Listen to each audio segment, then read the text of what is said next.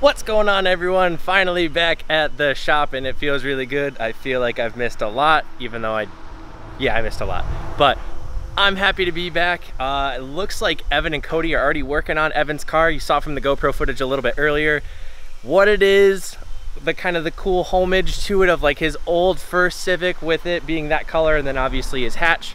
So it was already stripped down, which is a huge help. I was talking to Evan a little bit couple of days ago about it, and saved a lot of time, which is super cool. So let's go see what these guys are up to, and let's go bug them.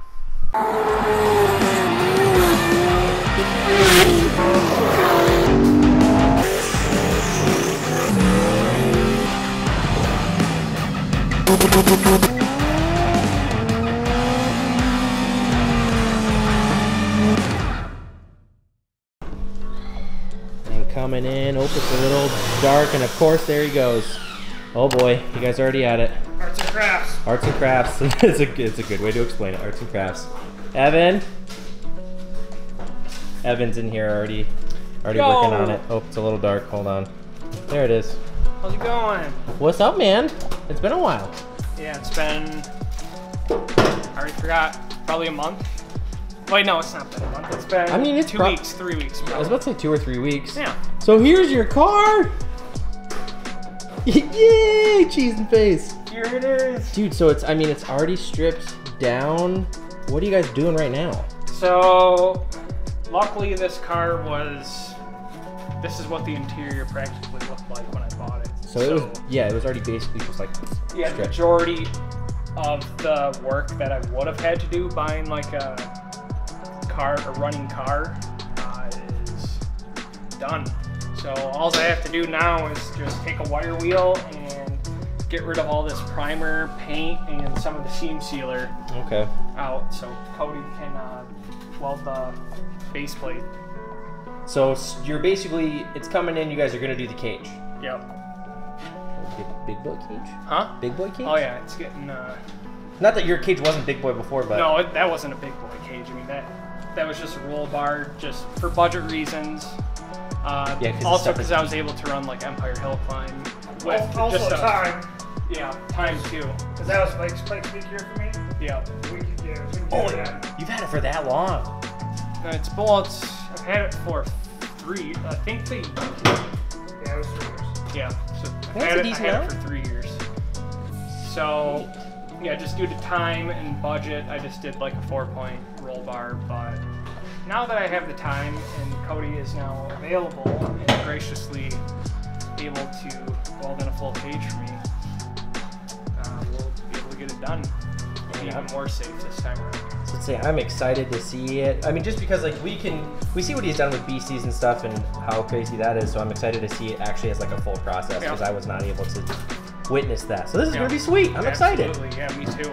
And I'll let you get to it, and we'll start either time-lapsing or doing some mini edits here so people can keep up. All the montage. Yep, the montage. Thanks, man. Cue the montage. Okay, cue the montage. Yeah, cue the montage.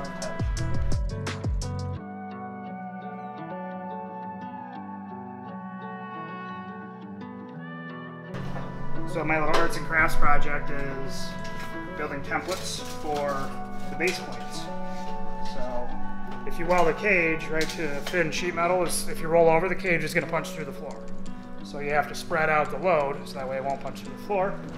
You do that with thicker plates and wider plates. And also how I do these cages is I tie the corner in here and here, which across here is a pretty big structural beam.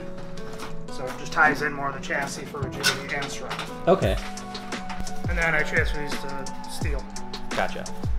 So I guess trying to weld onto primer is really bad. So I didn't know this. This is a cool another lesson for me. So, yay.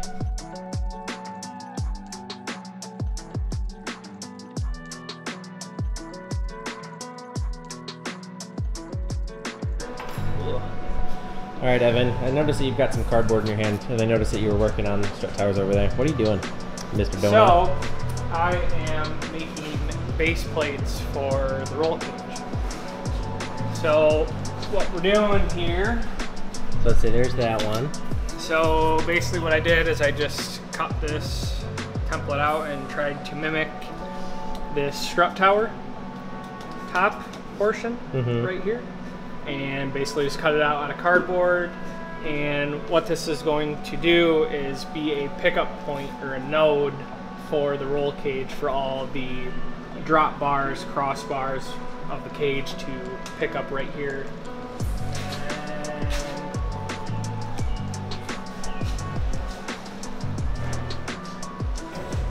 This is going to be one of the nodes or the pickup point. And it's going to sit like that. I mean, it's not going to be that tall. It's only going to be probably like an inch, inch and a half. But enough probably to... more than an inch and a half because the tube is inch and a half. So basically chop it off to the desired height, and then what we're going to do then is weld this base plate to the shell, and then this piece will then get welded to the base plate as well. Gotcha. So unfortunately, the driver's side and the passenger side are different because of the fuel tank filler neck.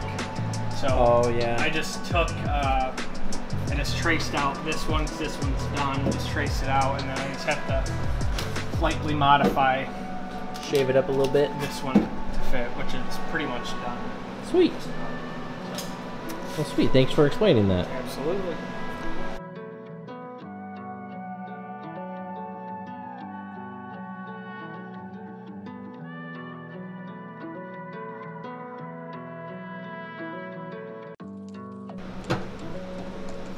There we go.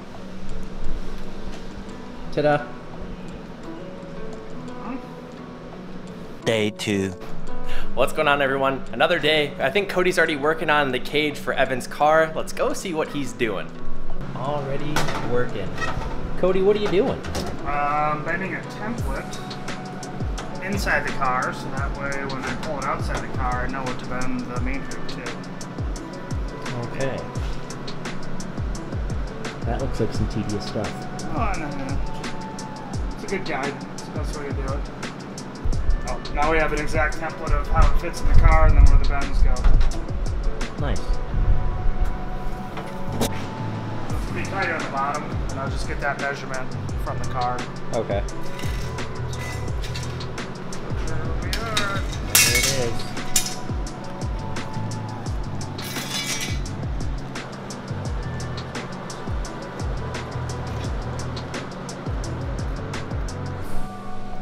So what happens when you can't cut 25 feet worth of pipe? You bring the saw outside.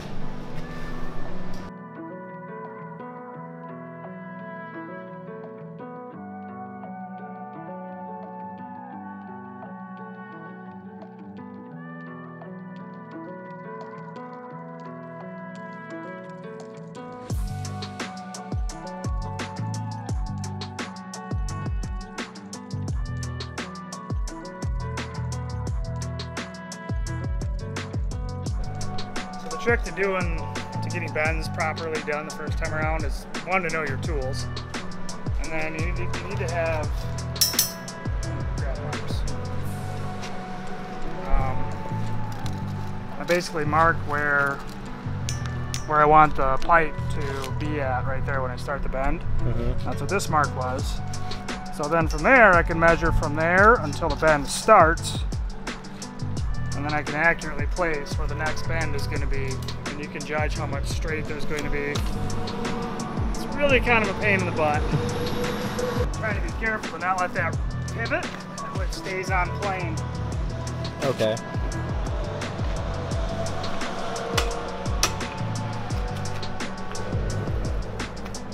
Fire torque.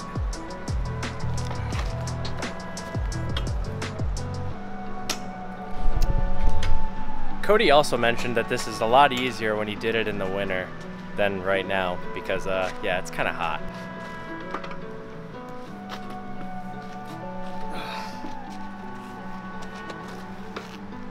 So do you give yourself kind of just a little tiny bit of clearance, or what do you kind of like normally do to make sure? Try to make it to where it won't fit, and then you trim the legs to where it literally jams against the roof of the car.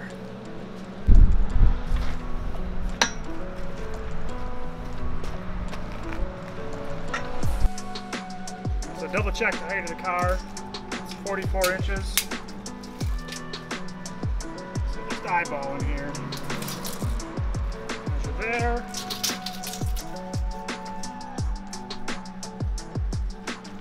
And measure left to right at 44 inches. Right at 51 inches. So. Oh, ba-boom. Yeah. Let's make sure this is at 26. This 25 and a half, sorry. I'd say close enough.